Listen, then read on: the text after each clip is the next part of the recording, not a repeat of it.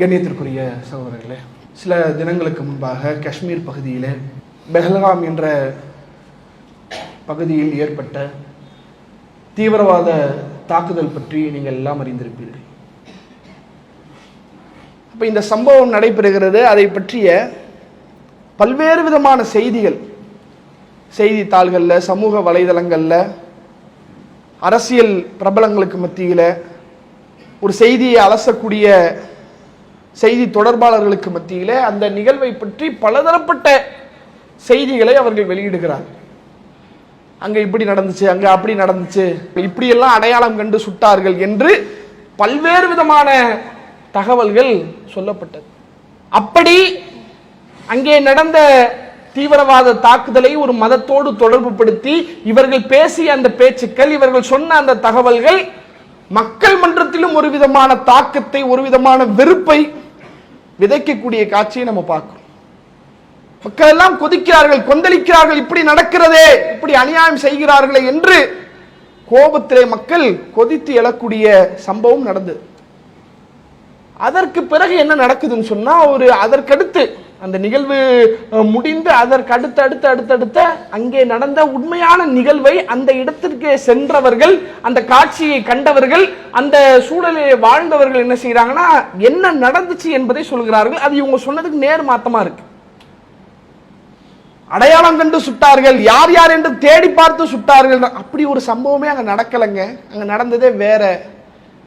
அங்கே இருந்தவர்கள், அந்த காட்சியை பார்த்தவர்கள், அங்கே ஓரத்திலே வாழக்கூடிய மக்கள் அந்த விவரங்களை எல்லாம் என்ன செய்யறாங்க, அடுத்தடுத்து சொல்றாங்க. அதனுடைய தகவல்கள் என்னவாகுது, அதனுடைய உண்மை நிலவரம் பின்னால கொஞ்சம் கொஞ்சமா வெளியே வருது. இப்போ வரைக்கும் வந்துகிட்டு தான் இருக்குது.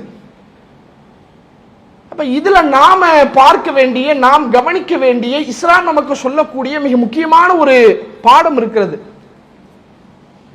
இந்த நிகழ்வை பல கோணங்களை நம்ம பார்க்கலாம். அரசியல் ரீதியாக பார்க்கலாம், மனித ரீதியாக பார்க்கலாம், தீவிரவாத அந்த ரீதியாக பார்க்கலாம், ராணுவத்தினுடைய பாதுகாப்பு, இப்படி நம்ம பார்க்கலாம். ஆனால் இஸ்லாம் இது போன்ற நிகழ்வின் போது இது போன்ற செய்திகளை ஒரு முஸ்லிம் எவ்வாறு அணுக வேண்டும் என்று இஸ்லாம் நமக்கு சொல்லி தருகிறது. அல்லாஹ் ரப்பல் ஆலமீன் தன்னுடைய திருமறையை சொல்லி காட்டுகிறான். யா அய்யுஹல்லதீன ஆமனு, இறை நம்பிக்கையாளர்களே, இன் ஜாக்கும் ஃபாசிகுன் பிநபையின், பாவி உங்களிடத்திலே ஒரு செய்தியை கொண்டு வருவானே ஆனால் ஃபத்தபையனு, அதை நீங்கள் தெளிவுபடுத்துங்கள், அதனுடைய உண்மைத்தன்மை என்ன என்று ஆராயுங்கள்.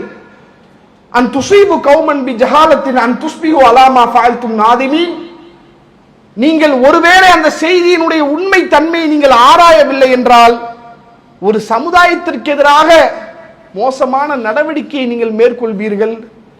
ஃபதுஸ்பிஹு அலா மா ஃபஅல்தும் நாதிமீன், அப்படி நீங்கள் மேற்கொள்வீர்கள் ஆனால் நீங்கள் செய்த அந்த தவறான நடவடிக்கையின் மூலம் பின்பு நீங்கள் வருத்தப்பட வேண்டிய ஒரு சூழல் ஏற்படும் என்று இறைவன் தன்னுடைய அப்படியே இந்த நிகழ்வுக்கான விளக்கத்தை அல்லாஹ் சொல்றான்.